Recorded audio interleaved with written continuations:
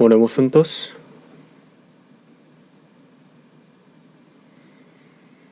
Dios, nuestro Padre, Santo y misericordioso que nos amas, te damos gracias por tener compasión de nosotros, que andábamos en pecado, dándote la espalda.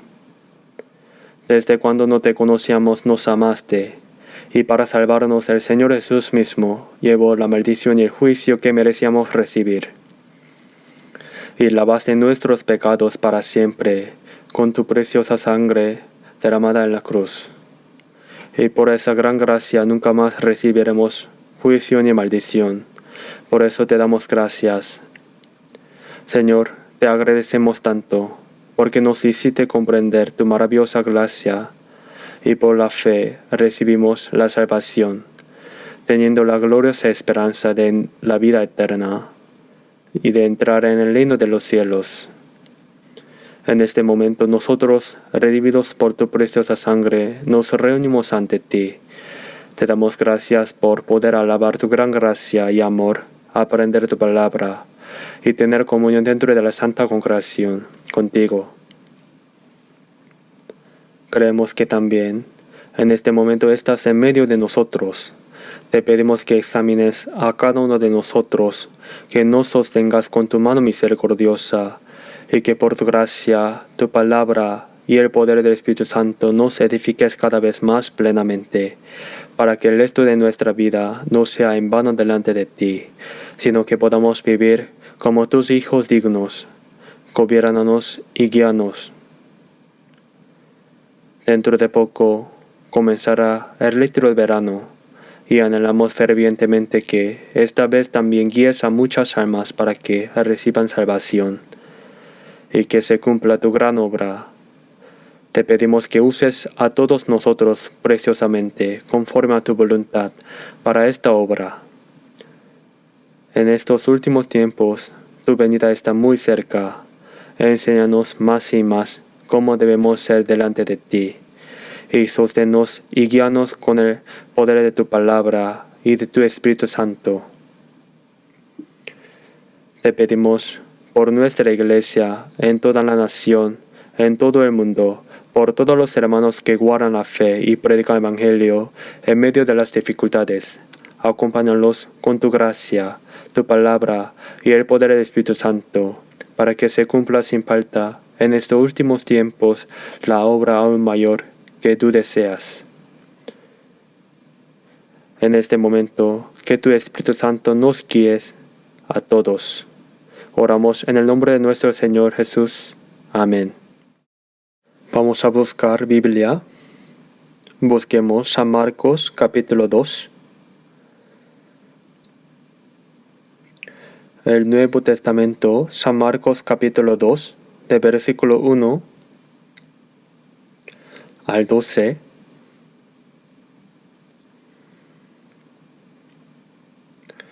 San Marcos capítulo 2, de versículo 1 a 12, se les leo. Entró Jesús otra vez en Capernaum después de algunos días, y se oyó que estaba en casa. Inmediatamente se juntaron muchos, de manera que ya no había lugar ni aun a la puerta, y les predicaba la palabra. Y vinieron a él, trayendo un paralítico, que era cargado por 4, y como no podían acercarse a él a causa de la multitud, descubrieron el techo de donde estaba, y haciendo una abertura, bajaron el lecho en que yacía el paralítico. Al ver Jesús la fe de ellos, dijo al paralítico: Hijo, tus pecados te son perdonados. Estaban ahí sentados algunos de los escribas, los cuales pensaban en sus corazones: ¿por qué habla éste así? Blasfemia dice. ¿Quién puede perdonar pecados, sino solo Dios? Y conociendo luego Jesús en su espíritu que pensaba esto dentro de sí mismos, les dijo: ¿por qué pensáis esto en vuestros corazones? que es más fácil decir al paralítico, tus pecados te son perdonados, o decirle, levántate, toma tu lecho y anda? Pues para que sepáis que el Hijo del Hombre tiene potestad en la tierra para perdonar pecados, digo al paralítico, a ti te digo, levántate, toma tu lecho y vete a tu casa. Entonces él se levantó luego y tomando su lecho salió delante de todos, de manera que todos se asombraron y glorificaron a Dios, diciendo, nunca hemos visto cosa semejante. Hasta ahí.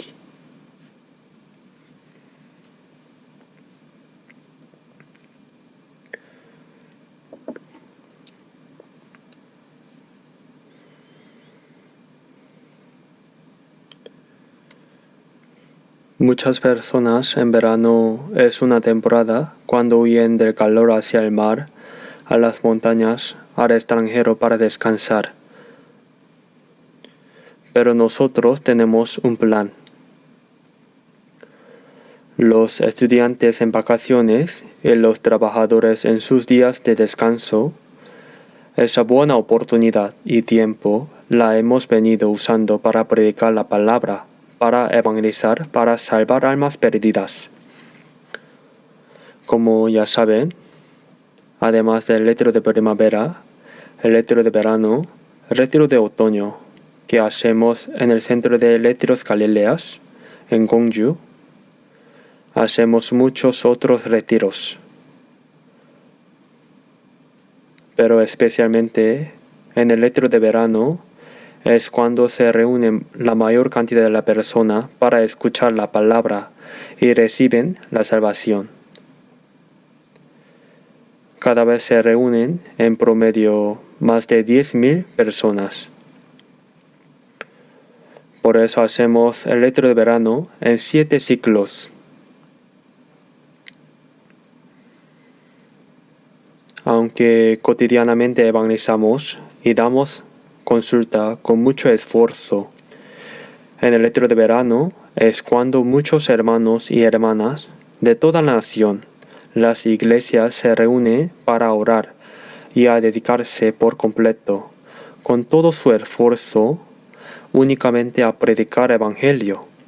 Y ahí es donde la mayor cantidad de la persona reciben la salvación.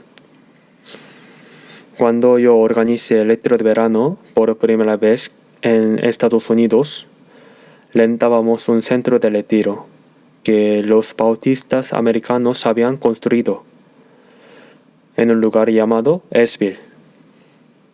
Las instalaciones eran muy buenas, pero no tenía un auditorio grande y aunque eran bautistas, ni siquiera tenía alberca para bautismo.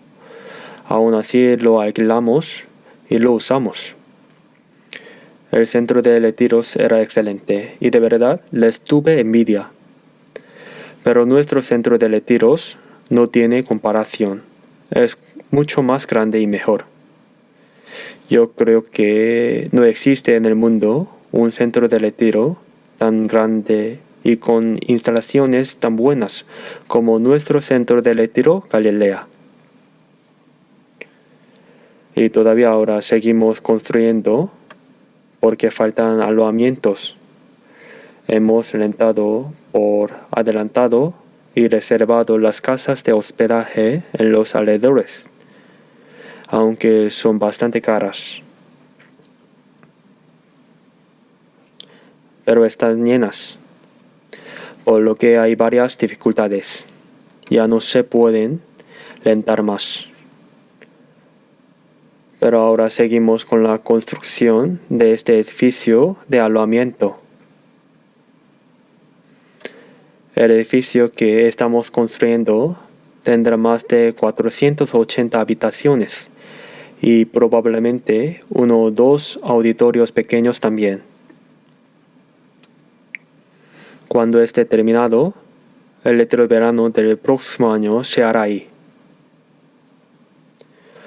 La construcción avanza bastante rápido. Como ya saben, esta construcción es una obra enorme. Por eso el costo de construcción va a superar con creces los 60.000 millones de wones. Sin embargo, sin mayores dificultades, la obra sigue adelante. ¿No es asombroso? ¿Por qué tenemos que hacer algo así? Porque en ese lugar, en el retiro, es donde más personas reciben la salvación.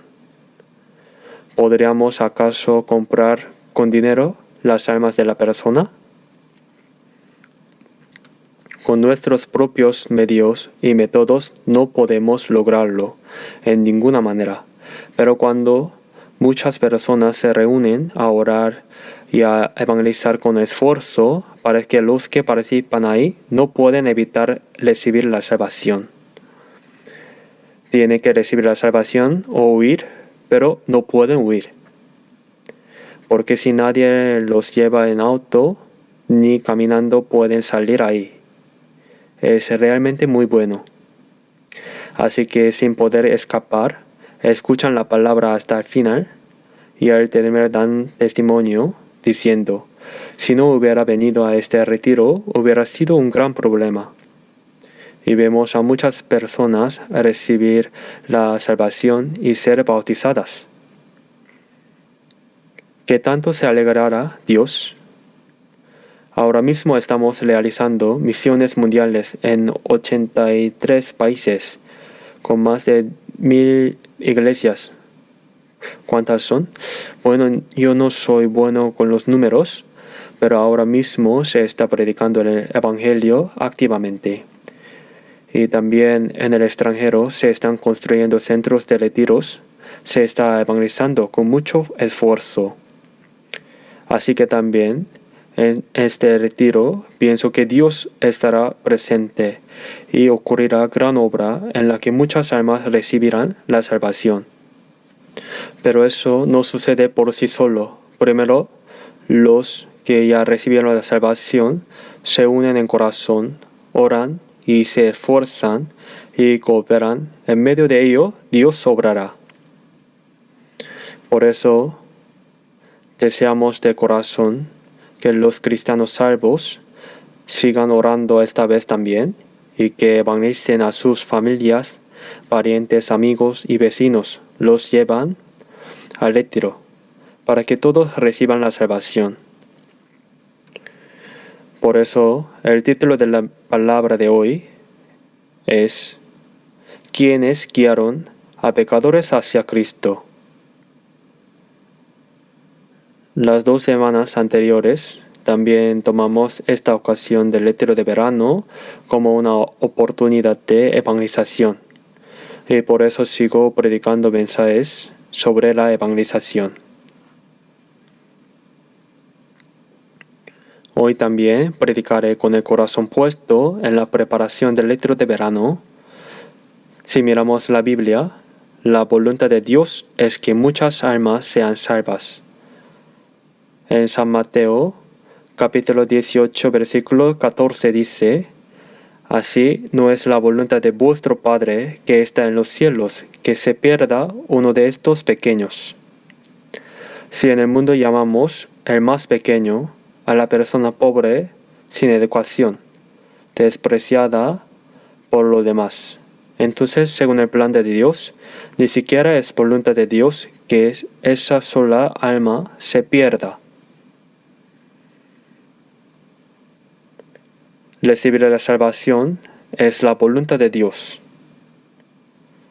Primera Timoteo, capítulo 2, versículo 4 dice, el cual quiere que todos los hombres sean salvos y vengan al conocimiento de la verdad.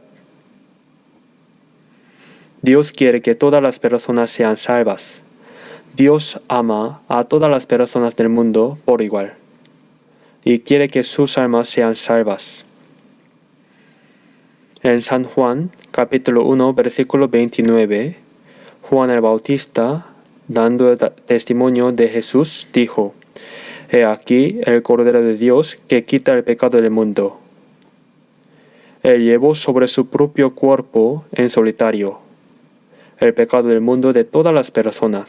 Fue condenado a muerte, colgado en la cruz, y durante 6 horas soportó la más alta vergüenza y el mayor dolor que un ser humano pueda sufrir, derramando toda su preciosa sangre para perdonar nuestros pecados para siempre. Esa obra hizo. Y en San Mateo capítulo 16, versículo 26 también dice, «Porque qué aprovechará al hombre si ganare todo el mundo y perdiere su alma? ¿O qué recompensa dará el hombre por su alma?» La vida de la que habla aquí el Señor no se refiere a esta vida del cuerpo, que vivimos unas cuantas décadas y luego morimos. Se refiere al espíritu. Y en Génesis capítulo 1, versículo 27, al final del versículo dice que Dios creó al hombre a su propia imagen. Dios hizo al hombre a su propia imagen, como un ser espiritual semejante a él, como objeto de su amor, y también como hijo suyo, con el propósito de que fuera al reino de Dios y viviera para siempre junto con Dios, disfrutando de su gloria. El valor del espíritu humano no se puede comparar con nada de este mundo. El ser humano es verdaderamente un ser precioso. También el Salmo 49, versículo 20 dice, «El hombre en su honor». Un alma humana, creada a la imagen de Dios, es más preciosa que el mundo entero. Es un ser sumamente precioso. Por eso, para salvar el alma humana, el Hijo unigénito de Dios murió en la cruz como sacrificio por el pecado, pero las personas no lo saben. Entonces nosotros, ¿acaso no hemos comprendido esa gran y maravillosa gracia y amor de Dios y hemos recibido la salvación? No sabemos cuán asombroso es que hemos recibido la salvación. Por eso en Hebreos capítulo 2, versículo 3 dice, una salvación tan grande. Crear y gobernar el universo y todas las cosas se logra con la palabra y el poder de Dios. No hay nada que Dios no pueda hacer con su palabra y su poder, pero hay una sola cosa que ni siquiera con la palabra y el poder se puede lograr, el salvar el espíritu humano. Eso no se puede lograr únicamente con la palabra y el poder de Dios. ¿Por qué? Porque en Romanos capítulo 6, versículo 23 dice, la paga del pecado es muerte. Eso es la justicia de Dios. La paga del pecado es el juicio de Dios y la perdición eterna. Eso no se puede resolver ni con la palabra ni con el poder de Dios.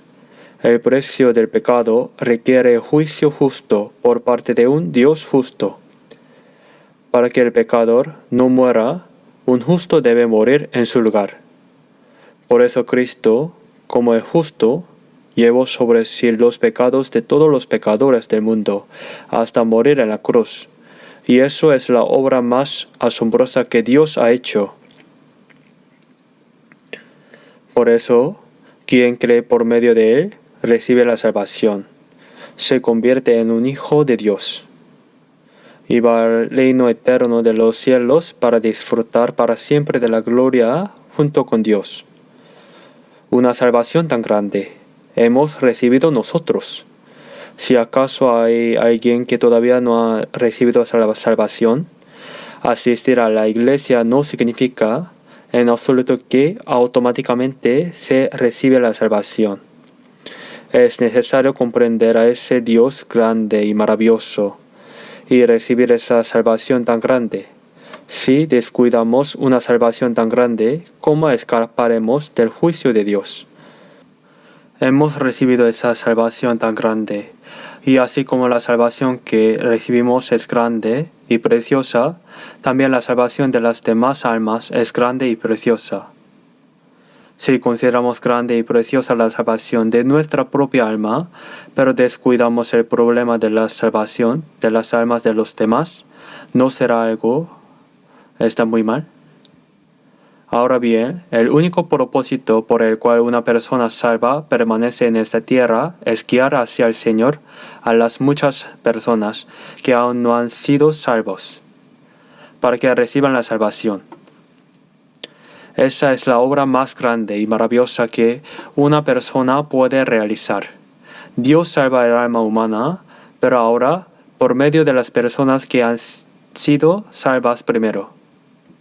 Realiza la obra de salvar a los pecadores que están en esta tierra para que entren en el reino de Dios.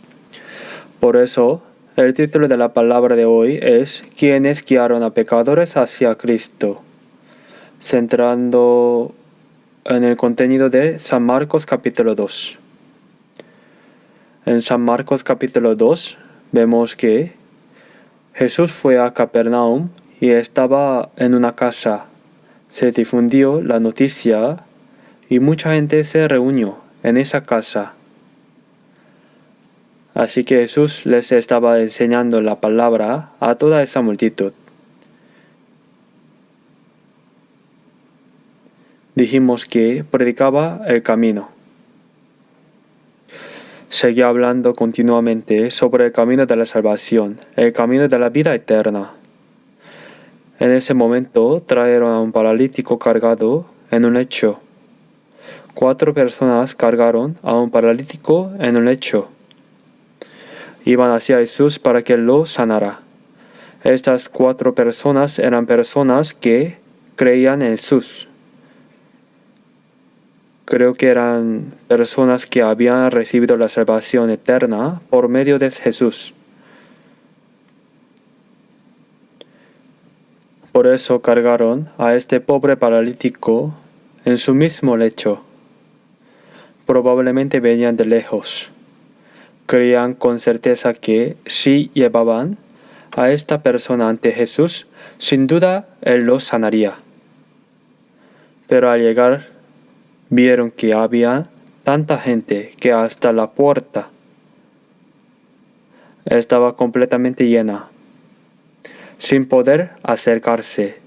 Como ya dijimos, no había ni un lugar donde poner el pie. De verdad no podían entrar en ninguna manera. Pero estas 4 personas aún así no se rindieron. De alguna manera tenían que llevar a este enfermo ante Jesús para que fuera sanado. Este paralítico parece haber sido un paralítico total, de todo el cuerpo. Estaba acostado en la cama, sin poder moverse para nada. Es como el estado de un alma no salva, que está muerta. Era una figura miserable, como un cadáver viviente, que dentro de poco moriría. Estas 4 personas, con la firme determinación de llevar a esta persona ante Jesús y salvarle la vida, intentaron acercarse a Jesús, pero no podían entrar. Hasta la puerta de la casa estaba tan llena que no había espacio. Aún así, sin desanimarse, pensaron con esfuerzo qué hacer, y finalmente se les ocurrió una buena idea. En las casas de los judíos hay una escalera por fuera que permite subir al techo. Y el techo es plano. Se colocaban distintos tipos de madera. Se entrelazaban materiales. Se ponían tejas y así quedaba una superficie plana. Cargaron al paralítico y subieron al techo. Quitaron las tejas. E hicieron una abertura. Estimaron dónde está Jesús e hicieron la abertura justo encima de su cabeza. Y las 4 personas bajaron con precisión el lecho. No podían dejar que este enfermo se cayera. Las 4 personas lo bajaron con precisión y lentamente. Jesús también, mientras hablaba, seguramente se sorprendió mucho. Desde arriba bajaba una persona en su propio lecho. Los que cargaron a este paralítico solo tenían un pensamiento: que esta persona fuera sanada y viviera.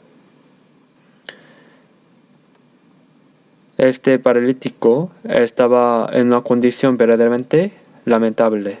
No sabemos si eran vecinos o amigos suyos, pero había 4 personas que ya creían en Jesús y habían recibido la salvación primero.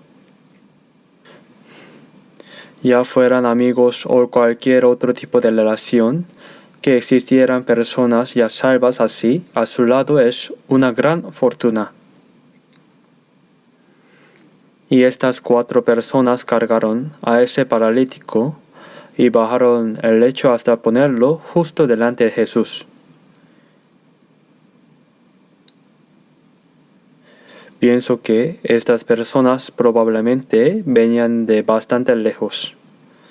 Las 4 personas con un mismo corazón y un mismo propósito de salvar a esta persona, cooperando con corazón unánime, la trajeron y bajaron el lecho hasta delante de Jesús. Si imaginamos esa escena, es algo que sencillamente no se le ocurriría a cualquier persona. Si no podían entrar en la casa, lo lógico habría sido esperar afuera, o bien regresar a casa, ya que no sabían cuándo terminaría. Pero estas personas, con el propósito de poner a este enfermo delante de Jesús, primero que nada, subieron al techo. En las casas judías hay una escalera que sube al techo. Subieron con cuidado a esta persona por la escalera, movieron las tejas e hicieron una abertura en el techo. Mucha gente debió sorprenderse enormemente.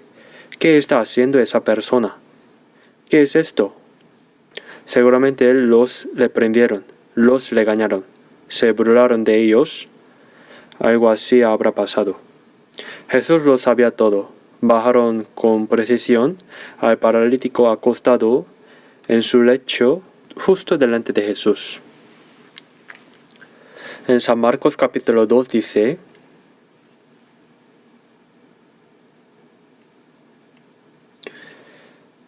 San Marcos capítulo 2 versículo 4: y como no podían acercarse a él a causa de la multitud, descubrieron el techo de donde estaba, y haciendo una abertura, bajaron el lecho en que yacía el paralítico. Al ver Jesús la fe de ellos, dijo al paralítico: Hijo, tus pecados te son perdonados. Jesús, al ver la fe de ellos, ¿la fe de quién es esa? No solo la del paralítico, sino también la fe de las 4 personas que lo llevaron hasta delante de Jesús. Viendo esa fe, les dijo: Hijo, tus pecados te son perdonados. Aquí lo importante es esto. Estas 4 personas que anhelaban fervientemente que esta enfermedad fuera sanada. Seguramente le habían explicado con detalle a este hombre antes de cargarlo que hay una persona llamada Jesús, que es aquel que Dios envió, que Él resucita a los muertos, limpia a los leprosos, sana a los paralíticos, y que basta con ir delante de Él para sanar sin ningún problema. Este hombre estaba prácticamente muriendo, totalmente inválido. Era alguien que estaba acostado sin poder moverse. Por eso no lo llevaron a la fuerza. Sin duda le habían hablado de antemano. Así despertaron su fe y le dieron un deseo y una esperanza ferviente de ser sanado. Por eso, para que una persona reciba la salvación, se necesita también por su propia fe. Un corazón ferviente que desea ser salvo por medio de Jesús. Este paralítico seguramente tenía un corazón ferviente que deseaba que su enfermedad fuera sanada. esta persona vino ante Jesús para ser sanado. Cargan a este paralítico moribundo, a quien ya nada más podía curar, y vino para ser sanado. Muchas personas seguían a Jesús también por esta razón, porque Jesús sanaba enfermedades, y los seguían para ser sanados, o para ver cómo sanaba a los enfermos. Pero Jesús no los sanó. Le dijo: tus pecados te son perdonados. ¿Por qué es así? Jesús no vino para sanar a un enfermo que estaba muriendo. No vino a resolver algún problema físico. Vino únicamente para salvar a las almas muertas por el pecado y la transgresión, a esas almas que iban al infierno. Como Él es aquel que vino a salvar el alma, para que el alma muerta por la transgresión y el pecado reviva y pueda ir al reino de Dios. Aunque esta persona deseaba ser sanada de su enfermedad, Jesús le dijo: hijo, tus pecados te son perdonados. Quizás la enfermedad de esta persona también se debía al pecado. Por eso, en Santiago capítulo 4 dice: al orar por los enfermos, primero se debe confesar el pecado y luego orar por la sanidad. Si la enfermedad fue causada por el pecado, se necesita primero un corazón de arrepentimiento. Confesad vuestro pecado y orad para ser sanados. En todo caso, no sabemos por qué motivo este paralítico enfermo hasta llegar a estar muriendo. Pero como no solo él, sino todas las personas están destinadas a la perdición por causa del pecado, Jesús vino a salvar esa alma. Le dijo: hijo, tus pecados te son perdonados. Si los pecadores destinados a la perdición por el pecado reciben el perdón de sus pecados, también pueden sanarse la enfermedad del cuerpo. Pero, ¿quién estaba ahí? Los líderes religiosos judíos. Los escribas, es decir, en términos actuales, los maestros que enseñaban las escrituras. Había escribas y fariseos que se consideraban muy piadosos. Y cuando Jesús dijo: tus pecados te son perdonados, ellos pensaron: blasfemia. Decir que alguien blasfema significa que actúa como si fuera Dios. Dijeron: ¿quién sino solo Dios puede curar esto? Pensaba que Jesús blasfemaba al actuar como Dios. Y ya estaban buscando la manera de matarlo. Entonces, al decir: tus pecados son perdonados, pensaron: blasfemia. ¿Cómo puede un hombre perdonar los pecadores? Pero, en realidad, aunque ellos no lo sabían, Jesús es igual a Dios. Jesús dijo: el Padre y yo somos uno. Siendo igual a Dios, tomando forma humana para salvar a las personas.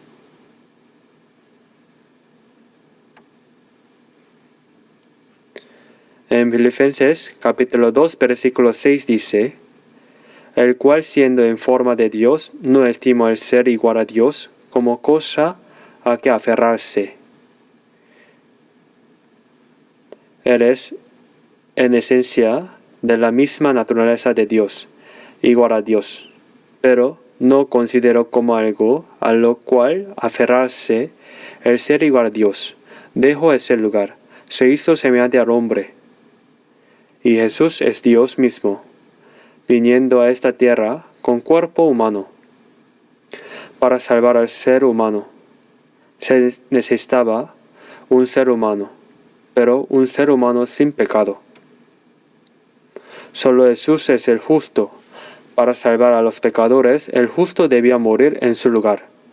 Para que los pecadores destinados a la perdición fueran salvos y pudieran ir al cielo, el justo sin pecado tenía que morir en lugar de los pecadores. tenía que derramar por completo esa preciosa sangre. Jesús es el Mesías que vino a salvar a los pecadores. Por eso en San Juan capítulo 5, Jesús dice que el Padre le dio autoridad para juzgar por ser hijo del hombre.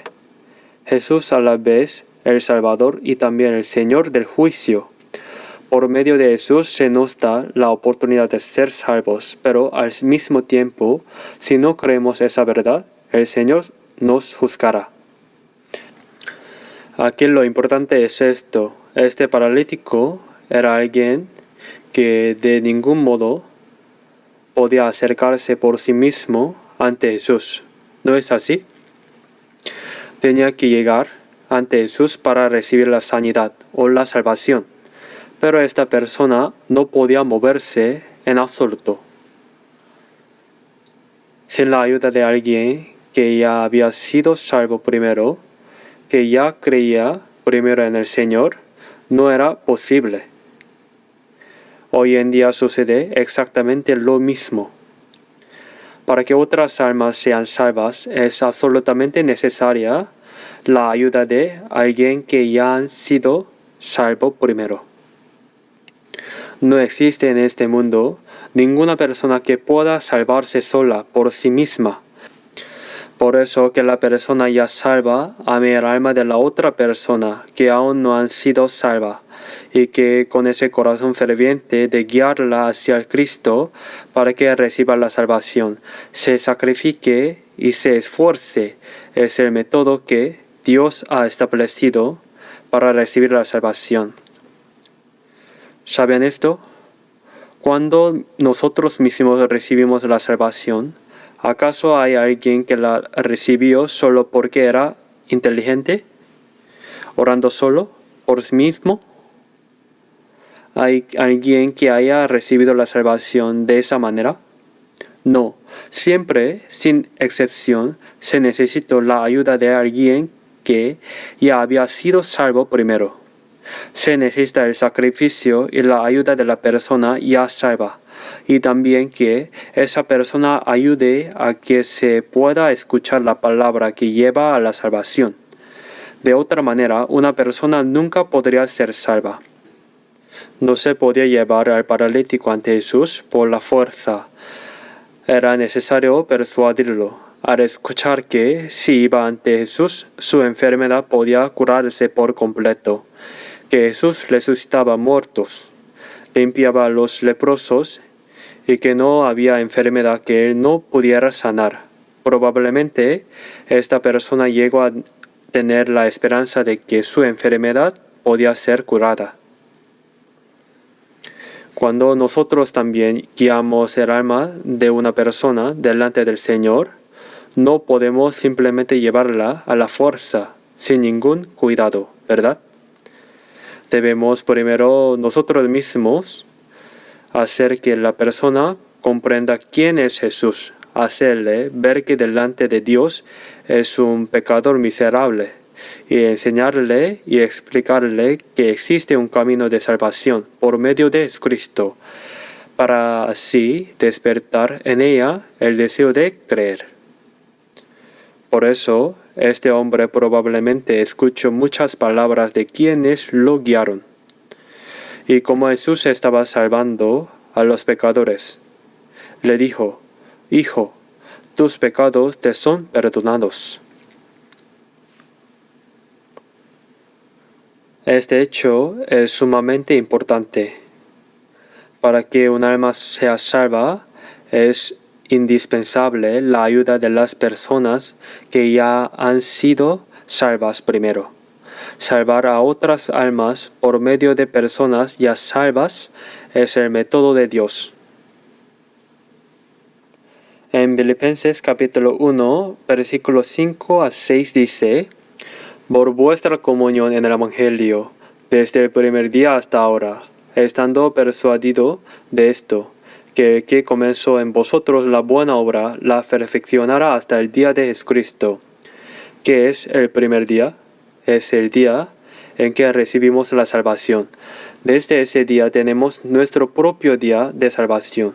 Desde ese día comienza la comunión con los santos que ya fueron salvos. Desde el primer día hasta ahora, por vuestra comunión en el Evangelio. Después de recibir la salvación, se establece la comunión con las personas que ya habían sido salvas a nuestros alrededores. Ahora nosotros tenemos Dios como un mismo Padre, hermanos y hermanas con la misma fe y esperanza, una congregación en el santo amor de Dios. En medio de esa congregación hay que comenzar la buena obra. ¿Cuál es la buena obra dentro de esa congregación? Se comienza la buena obra de salvar a otras almas. Hechos capítulo 10, versículo 38 dice: como Dios unió con el Espíritu Santo y con poder a Jesús de Nazaret, y como éste anduvo haciendo bienes y sanando a todos los oprimidos por el diablo, porque Dios estaba con él. Esa palabra dice que Dios unió a Jesús, quien vino en forma humana, con el Espíritu Santo, como con aceite. Lo llenó con el poder de Dios para que anduviera haciendo el bien. ¿Cuál es el bien? No solo el bien físico de sanar a los enfermos, sino que la mayor buena obra no sería salvar a un alma que iba camino al infierno. Anduvo haciendo el bien y sanando a todos los oprimidos por el diablo, porque Dios estaba con él. Ese poder de Dios no está solamente en Jesús. Desde el primer día hasta ahora, los cristianos salvos tienen comunión centrada en el Señor. Dentro de ese grupo que tiene comunión, Dios comienza la buena obra y también comienza la obra de salvar a otras almas. ¿Cuál es la misión que los cristianos salvos deben realizar en esa tierra? Guiar a las muchas almas que aún no han sido salvas hacia el Señor, para que reciban la salvación. Esa es la misión más importante que debemos realizar. Por eso, en Efesios capítulo 3, versículo 20 dice: según el poder que actúa en nosotros. El Señor está presente y obra en medio de los cristianos salvos, según el poder que actúa en nosotros. Y aquel que es poderoso para hacer todas las cosas mucho más abundantemente de lo que pedimos o entendemos, según el poder que actúa en nosotros. ¿Qué es lo que anhelamos y pedimos fervientemente? Que otra alma más sea salva, que los cristianos salvos tengamos comunión juntos y cooperemos por el Evangelio, para que cada vez más almas sean salvas. Ese es nuestro deseo más ferviente. No es solo el deseo que Dios quiere, sino que se ha convertido también en nuestro propio deseo, que Él pueda hacer mucho más abundantemente de lo que pedimos o entendemos. Significa que entre nosotros nos unimos de un mismo corazón y cooperamos por el Evangelio. Filipenses capítulo 1, versículo 27 dice: combatiendo unánimes por la fe del Evangelio. Cuando nos unimos como un solo para la obra de que este Evangelio sea predicado, Dios obra mucho más abundantemente de lo que pedimos o pensamos. Es la obra de salvar el alma. Por eso debemos saber que Dios salva a otras almas por medio de la congregación de los salvos. Con una luz así no se puede quemar ningún objeto, ni con esta luz artificial, ni con la luz del sol de afuera. Se puede aprovechar fuego por sí solas.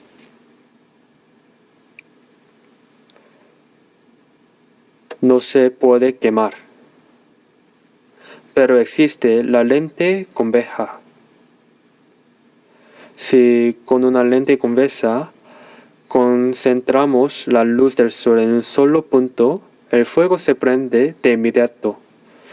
Yo mismo lo hice antes. Jesús dijo: Porque donde están 2 o 3 congregados en mi nombre, ahí estoy yo en medio de ellos. Si al menos 2 o 3 personas se reúnen en el nombre del Señor y desean fervientemente la obra de Dios, Dios está en medio de ellas y realiza una obra asombrosa. Se realiza la obra de la salvación. Hacerlo solo también está bien, pero si 2 personas oran y cooperan, la obra de Dios se manifiesta aún más. Si 2 o 3 personas, o más aún, lo hacen con un mismo corazón, sucederá una obra más grande. Los cristianos salvos no hacen planes para irse a divertirse a la playa o al extranjero durante el periodo de retiro, ¿verdad? También en este retiro también tenemos que realizar una misión para guiar a muchas personas hacia el Señor. ¿Quién tiene a alguien para llevar? Debe hacer el compromiso y el plan de antemano. Y como hay que llevar a esa persona, también se necesita tener habitación disponible. Hay que preparar la habitación y seguir haciendo todo eso continuamente. Para quienes no tienen a nadie para evangelizar y ya hicieron su plan con anticipación, puedan ayudar dirigiendo el tránsito. O si van al centro de retiros, al enfrente está el grupo de hermanas que dan la bienvenida a los que llegan. Luego los que dirigen el estacionamiento, los hermanos que limpian, las madres que trabajan con sudor en la cocina. También he visto que los hermanos lavan muy bien los platos. ¿Por qué se esfuerzan tanto? Porque todo eso es necesario para predicar el evangelio, así que cada uno siente que también debe hacer esa parte.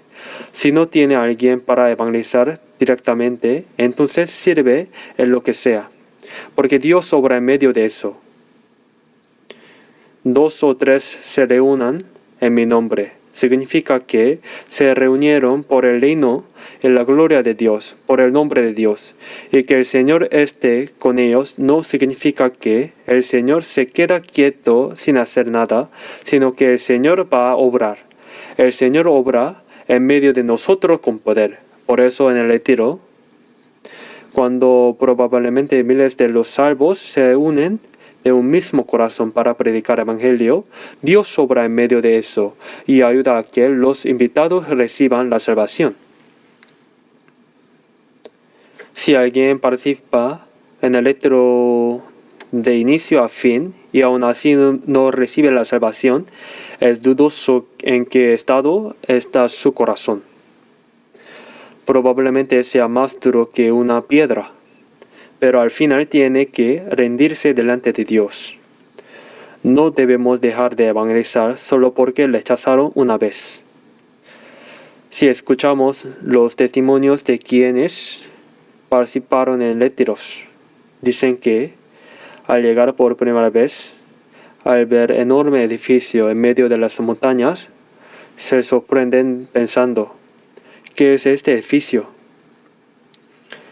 Esa es la primera sorpresa. Luego se sorprende otra vez al ver que, a pesar del calor tan fuerte, se reúnen tanta gente y piensan, ¿será que esta gente está mal de cabeza? Pero al observar bien, ven que no es eso. El sudor corre por sus rostros, pero sus bocas están llenas de gozo. ¡Qué extraño! Luego, al escuchar la palabra, se sorprende otra vez y finalmente reciben la salvación. Por eso en el retiro son muchísimas personas que reciben la salvación. ¿Por qué? Porque miles de hermanos salvos, unidos de un mismo corazón, orando, cooperando y esforzándose juntos, hacen que la palabra se predique y en medio de eso Dios obra. ¿No es asombroso? Al ver Proverbios capítulo 24, versículo 11 dice, si dejares de socorrer al que es llevado a la muerte y a los que van tambaleando a la matanza, es decir, no abandones a los que son arrestados hacia la muerte, hacia el infierno, no dejes de socorrer. Eso significa, no los abandones, sálvalos. Si dijeres, ciertamente no lo supimos, ¿no lo entenderá el que pesa los corazones? Que no lo sabíamos. Si esa persona muriera hoy mismo, irá al infierno. Y dices, tú no tienes nada que ver contigo, ¿dónde existe una mentira semejante? Si con solo ayudar un poco, esa persona podría ser salva. Pero yo no quiero sacrificarme por eso, no quiero que me quite mi tiempo ni nada. Y por eso, viendo claramente que esa persona va al infierno, la dejo así. Eso es pecado, según dice la palabra. Santiago capítulo 4, versículo 17 dice, hay que saber hacer lo bueno y no lo hace, le es pecado. ¿Qué es lo bueno? El bien más grande es guiar hacia el Señor a un pecador que va al infierno, para que reciba la salvación. ¿Podría haber algo más bueno que eso? Dios unió con el Espíritu Santo y con poder a Jesús de Nazaret, y por eso Él anduvo haciendo el bien, salvando almas. Dice también que hizo el bien y sanó a todos los oprimidos por el diablo.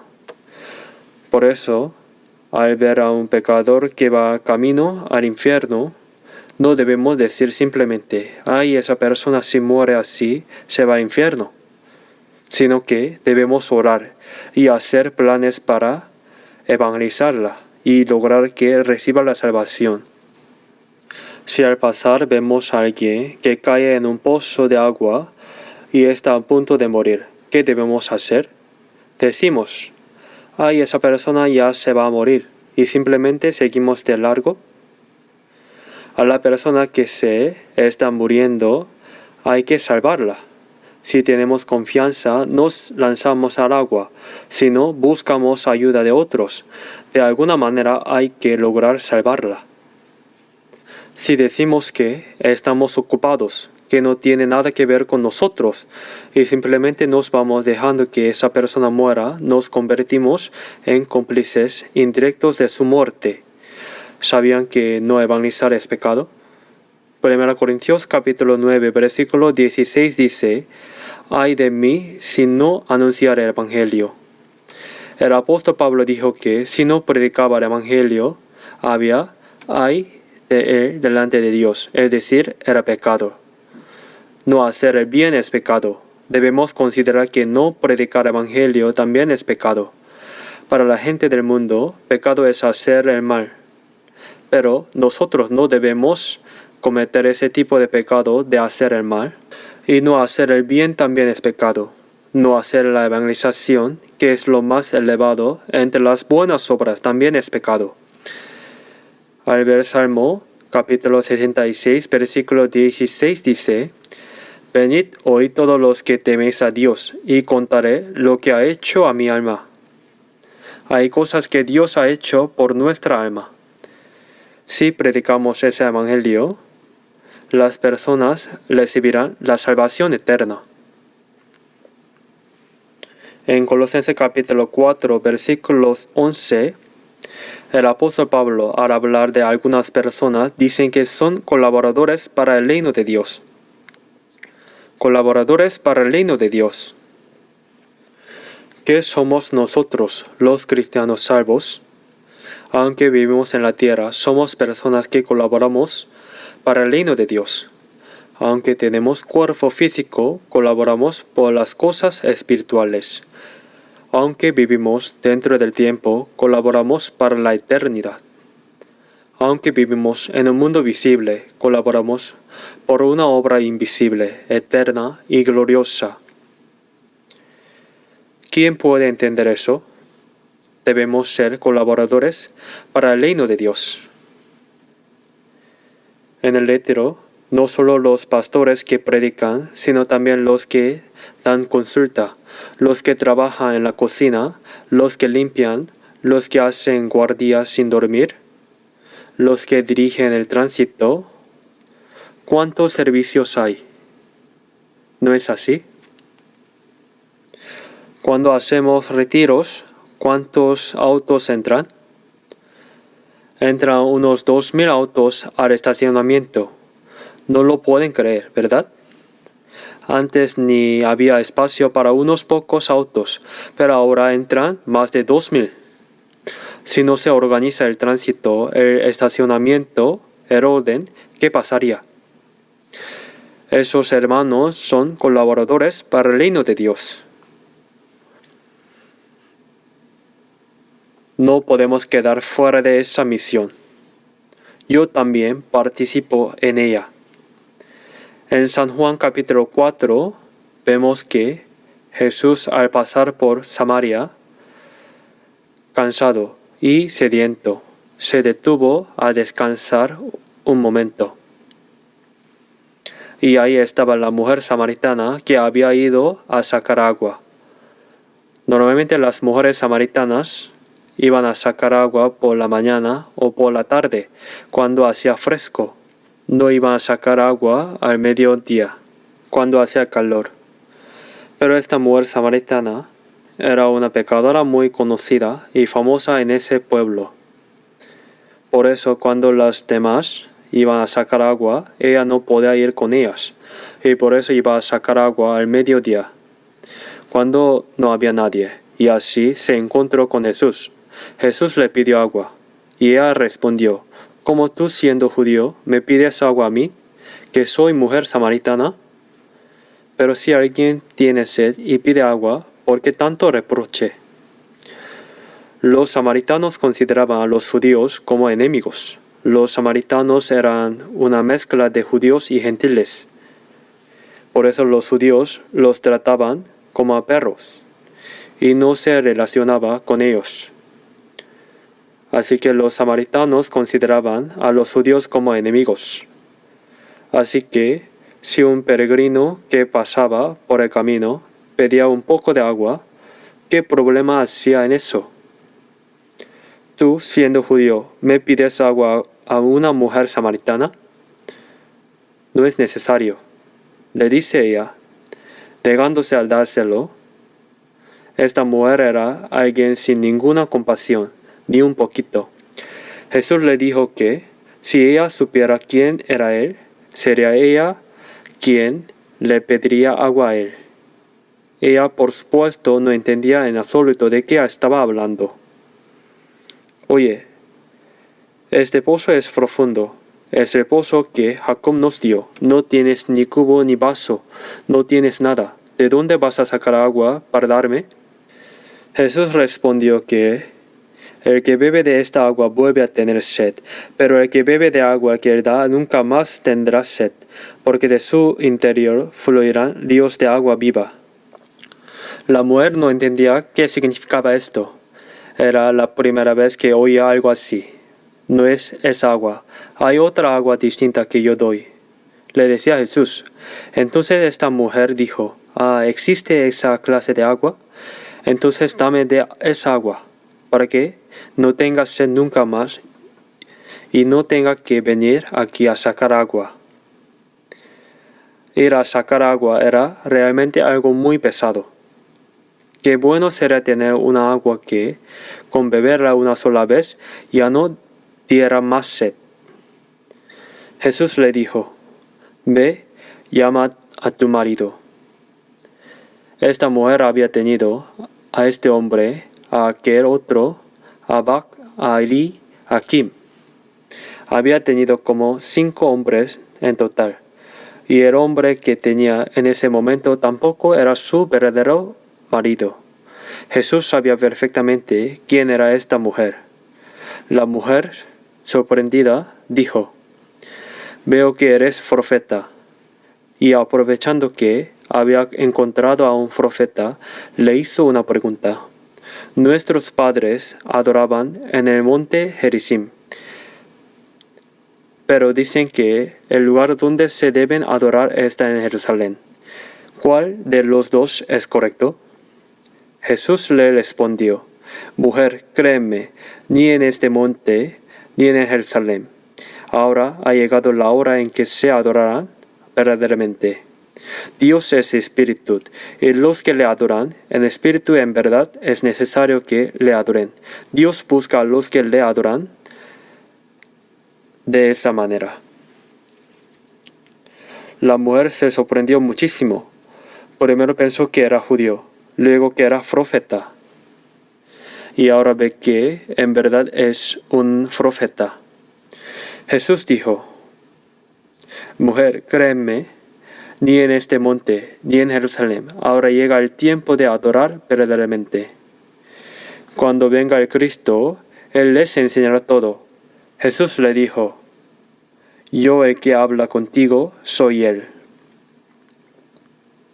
Yo soy el Cristo. La mujer se sorprendió enormemente. Probablemente, cuando Jesús dijo esa palabra, se abrió el corazón para que llegara a conocerlo. La mujer quedó asombrada. Los samaritanos también esperaban a Cristo. Se olvidó de darle agua a Jesús, dejó su cántaro tirado y corrió a la ciudad de Samaria, diciendo: Ven y ve. ¿No será este el Cristo que me ha revelado y expuesto todo lo que tengo, hasta mi propio pecado? Ven y ve. Entonces la gente de aquel pueblo pensó: Esta mujer no está loca, pero qué extraño. ¿Qué habrá pasado? Y salieron y fueron tras ella, escucharon la palabra de Jesús. Lo llevaron a la ciudad de Samaria, y ahí Jesús evangelizó a los samaritanos durante 2 días. Ese contenido aparece en San Juan capítulo 4. Esta mujer samaritana, tan llena de pecado, recibió la salvación y creó en Jesús, y así se produjo la obra de que el evangelio fuera predicado a todo el pueblo samaritano. Y estos samaritanos decían: Ya no creemos solo por tu palabra, sino que nosotros mismos lo hemos oído, y sabemos que Él es verdaderamente el Cristo. ¿Ven cuánta fuerza tuvo el testimonio de esta mujer samaritana, tan llena de pecado, cuando conoció a Jesús, creó y fue a predicar? La palabra de un testigo seguro tiene fuerza. En Proverbios se dice que la palabra de alguien que ha comprendido algo con certeza tiene poder. Tiene el poder de mover el corazón de las personas.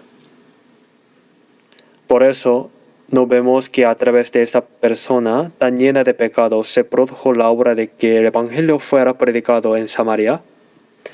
Ahora bien, nosotros, que ya hemos sido salvos primero, debemos ir y contar lo que creemos. Jesús le dijo a la mujer samaritana, y también le dijo al paralítico: Hijo, tus pecados te son perdonados. El propósito por el cual Jesús vino a este mundo fue expiar el pecado de los pecadores y salvar sus almas. ¿No es así? Jesús resolvió el problema más importante de aquel pobre hombre que estaba muriendo de parálisis, el perdón de su pecado.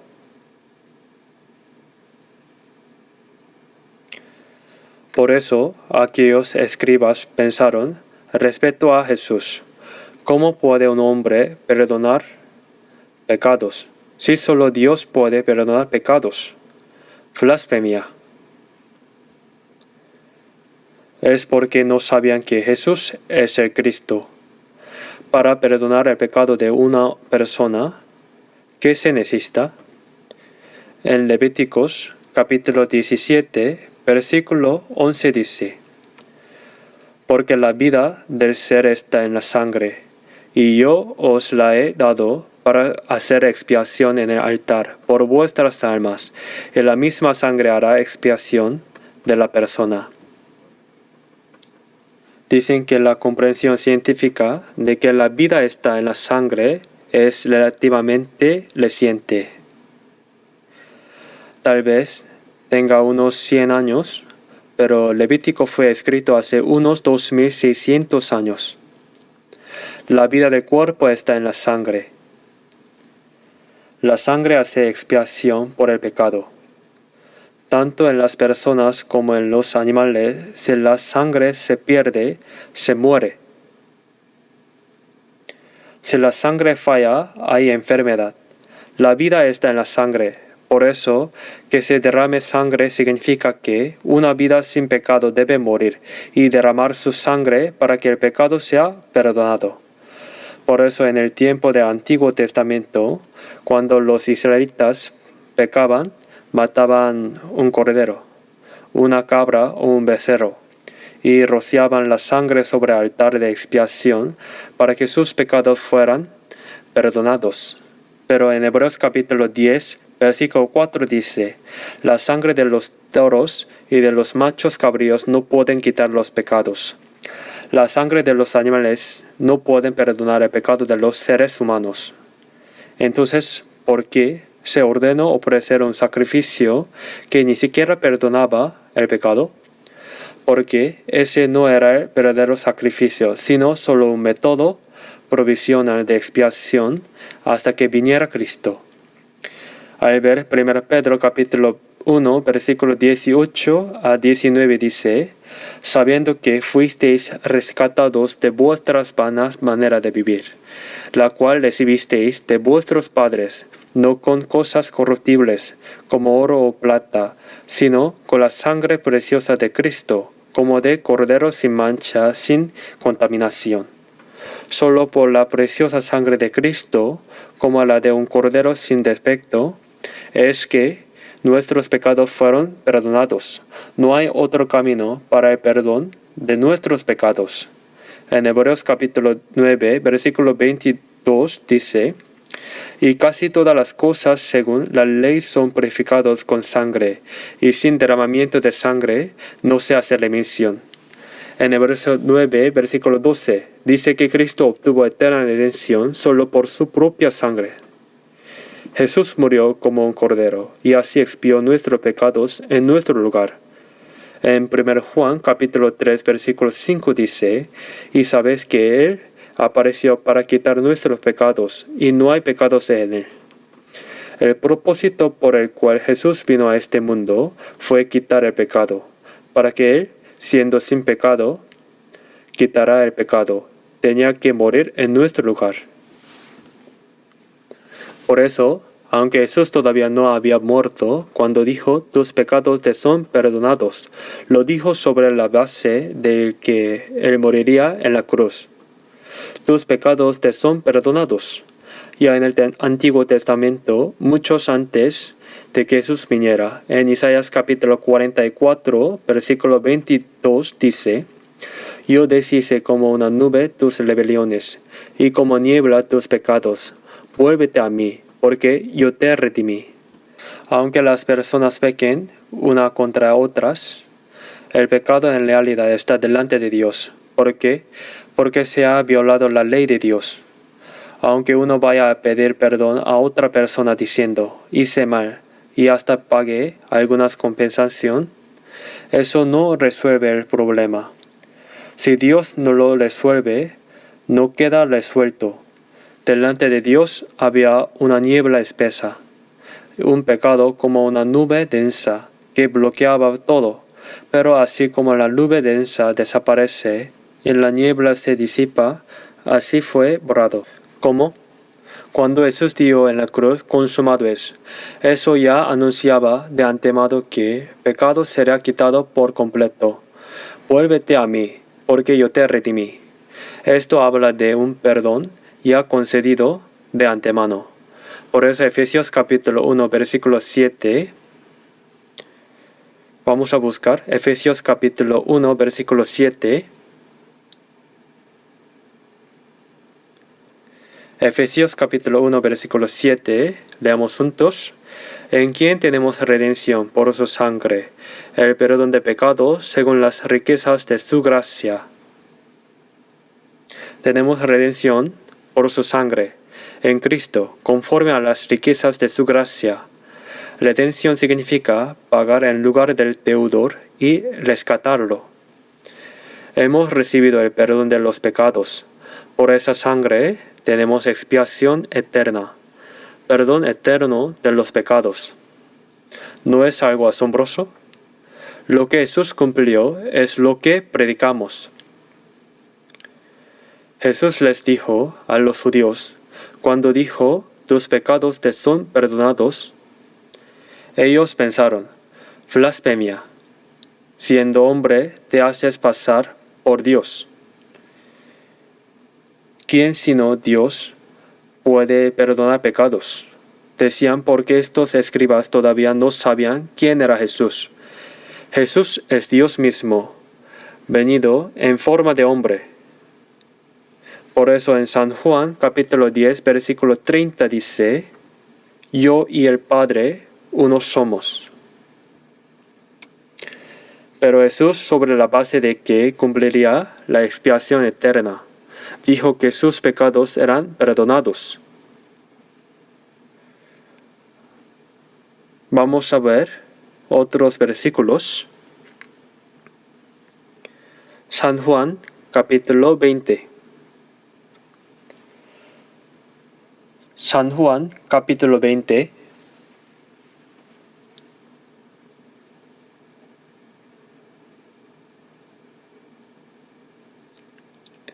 San Juan capítulo 20, versículo 21. San Juan capítulo 20, versículo 21.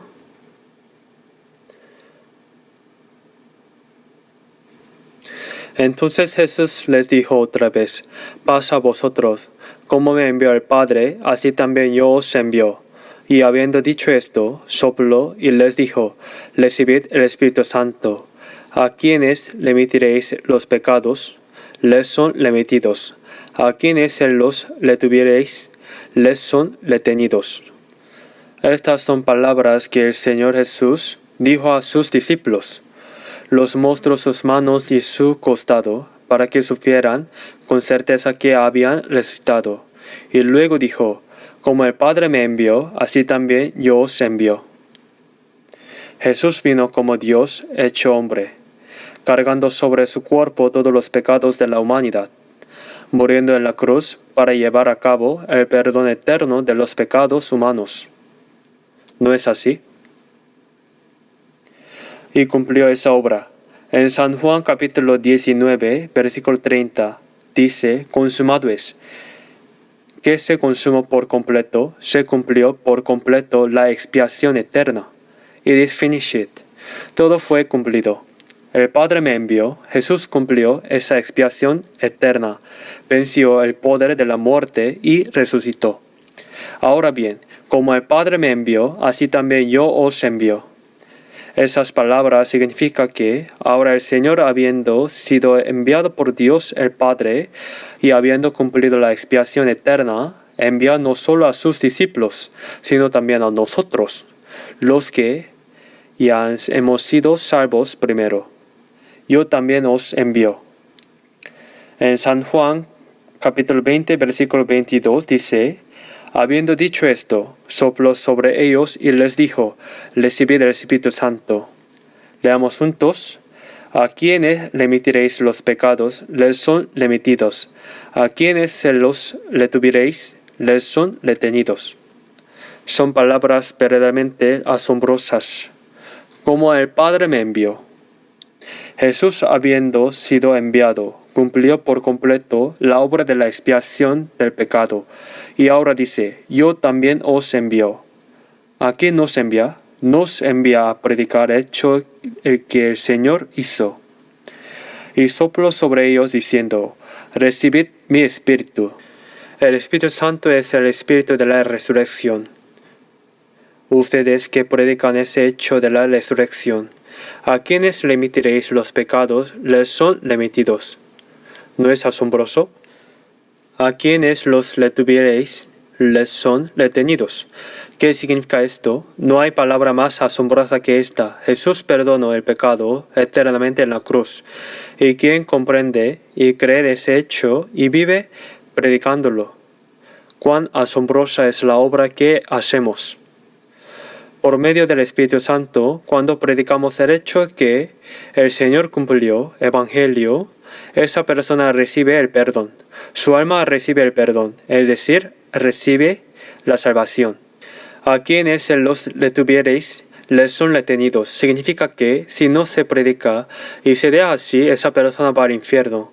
Si se queda tal como está, ¿qué es eso sino ir al infierno? ¿Saben qué obra tan asombrosa estamos haciendo? El Señor nos ha encomendado la misión de predicar esa expiación eterna que cumplió en la cruz. Cuando predicamos el Evangelio y la persona no recibe, esa persona recibe el perdón eterno de sus pecados. Y si no evangelizamos y la dejamos así, quedarse tal como está, significa el infierno. Romanos capítulo 10, versículo 14 dice: ¿Cómo puedes invocar a aquel en el cual no han creído? ¿Y cómo creerán en aquel de quien no han oído? ¿Y cómo oirán sin haber quien les predique?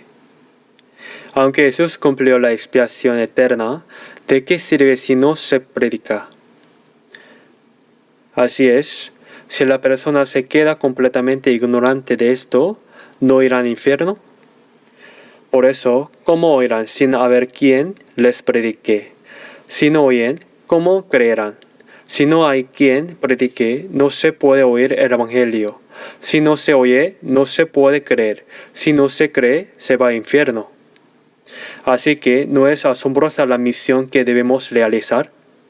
Jesús nos ha encomendado ahora la obra que Él mismo hacía. Vemos San Juan capítulo 14.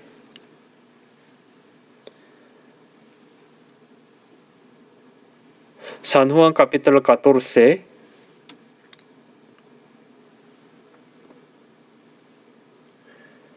versículo 12. San Juan capítulo 14, versículo 12, leamos juntos. De cierto os digo, el que en mí cree, las obras que yo hago también, él las hará, y aún mayores hará, porque yo voy al Padre. Jesús dijo que el que cree en él hará también las obras que él hace, y hará obras aún mayores. Después de que Jesús ascendió, cuando los discípulos predicaron el Evangelio, hicieron lo mismo que Jesús. Resucitaron muertos, sanaron enfermos, hicieron los mismos milagros que Jesús hizo. ¿Cuál es la obra aún mayor? Es que, al predicar el hecho de que el pecado ha sido perdonado eternamente, la persona recibe el perdón. Las obras que yo hago, también Él las hará. Podemos hacer la obra que el Señor hizo. A quienes remitiréis los pecados, les son remitidos.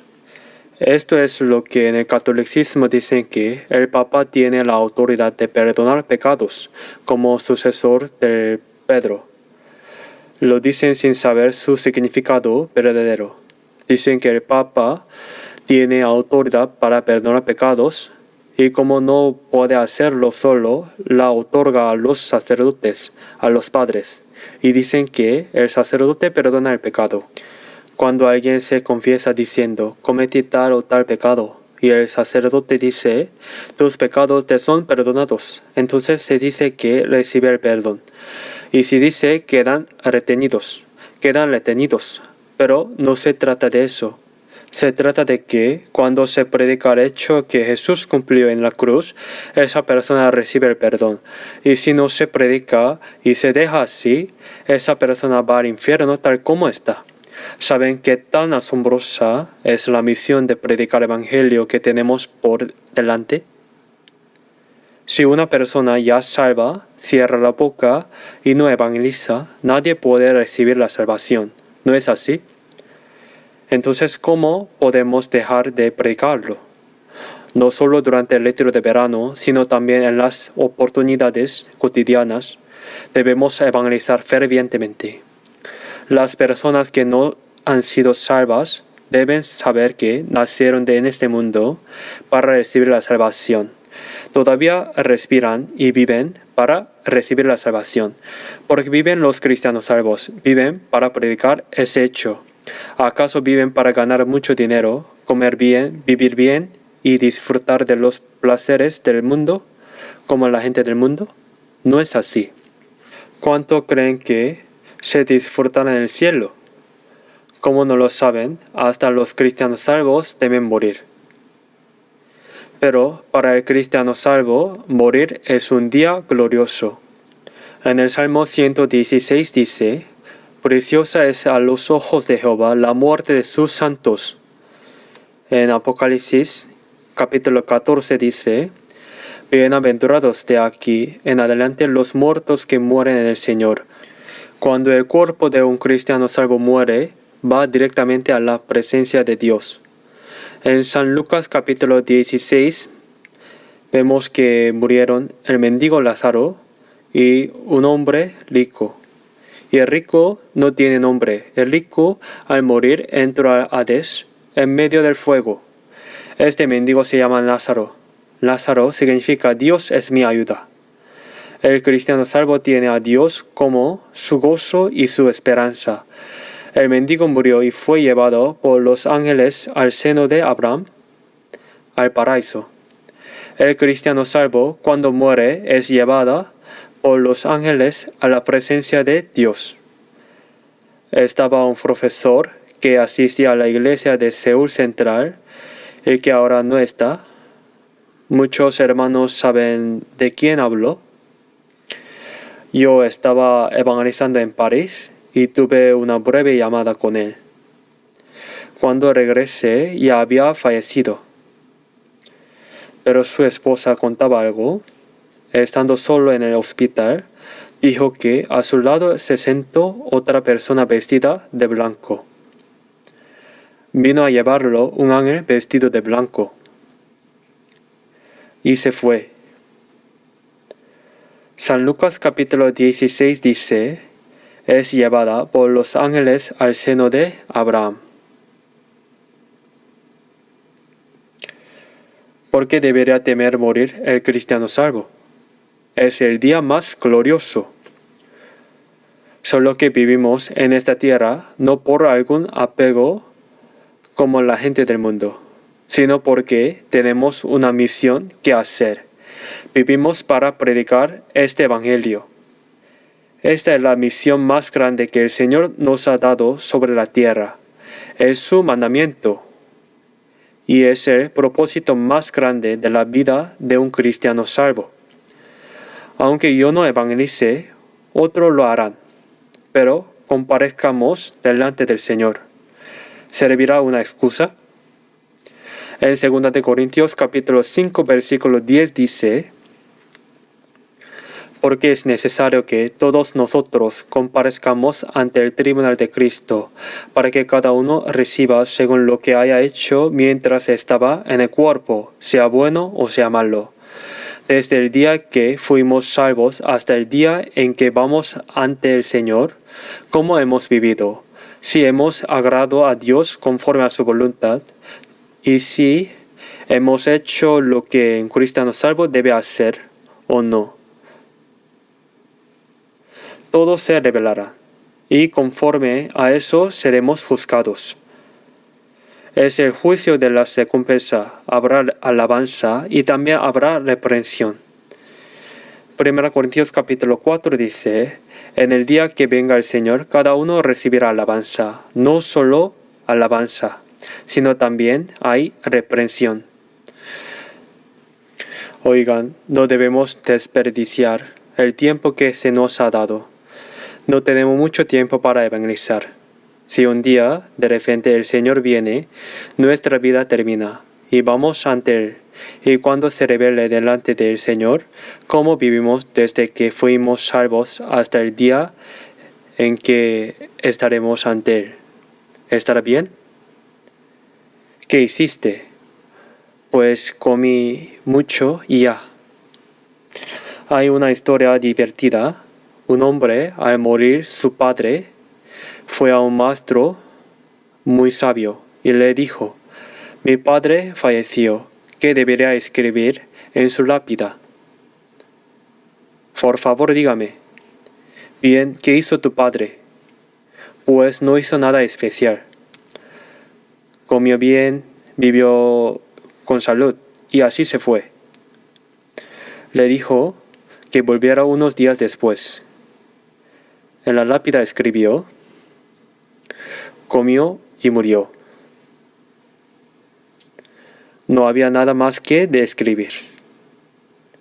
Comió y murió. ¿Es para eso que vivimos? Del predicador estadounidense Dale Moody, a veces he mencionado lo que está escrito en su lápida. En 1 Juan capítulo 2 versículo 17, y el mundo pasa y sus deseos, pero el que hace la voluntad de Dios permanece para siempre. El que hace la voluntad de Dios permanece para siempre. Eso dicen que está escrito en su lápida. ¿Cuál es la voluntad de Dios? Agradar a Dios, hacer lo que Dios nos ha mandado, y la voluntad más grande, según San Juan capítulo 6 versículo 40, y esta es la voluntad de mi Padre, que todo el que ve al Hijo y cree en Él tenga vida eterna. Predicar este Evangelio para que las personas sean salvas es la voluntad más grande de Dios. También en este retiro, mientras oramos y cooperamos juntos, debemos procurar que muchas almas sean salvas, para que eso sea un gozo delante de Dios. Y en Romanos capítulo 1 versículo 16, el apóstol Pablo dice: porque no me avergüenzo del Evangelio, porque es poder de Dios para salvación a todo aquel que cree. No se avergüenza del Evangelio. ¿Da vergüenza evangelizar? Aunque de vergüenza no debemos sentirla. Este Evangelio es el poder por el cual todo el que cree, con solo comprender la gracia de Dios y creer, recibe la salvación. Entonces, ¿cómo no predicarlo? Por eso debemos predicar el Evangelio para que muchas almas sean salvas, y eso será gloria para Dios nuestro Padre. Ya están haciendo planes de antemano para las personas que llevarán a este retiro. Me siguen llamando por teléfono. Algunos me dicen que en el primer ciclo llevarán a tantas personas, en otro ciclo a otras. No solo van a su propio ciclo, sino que están planeando asistir varias veces para poder evangelizar. Oren con fervor y crean que también esta vez se cumplirá la gran obra de Dios y que ustedes también deben tener el deseo de participar en esa obra. Oremos juntos. Dios Padre misericordioso, te damos gracias por esa gran gracia con la cual nos salvaste a nosotros que andábamos lejos de ti en pecado, y nos diste vida eterna y esperanza. Ayúdanos a predicar el Evangelio a los pobres pecadores que todavía están perdidos, para que se realice tu gran obra en la que muchas almas sean salvas. En el próximo retiro de verano, haz que muchas almas sean salvas para tu gloria, y para esta obra ayuda a que todos nosotros seamos de un mismo corazón, cooperando por el Evangelio, para poder cumplir la obra aún mayor que deseas. Y úsanos a todos preciosamente conforme a tu voluntad. Oramos en el nombre de nuestro Señor Jesús. Amén.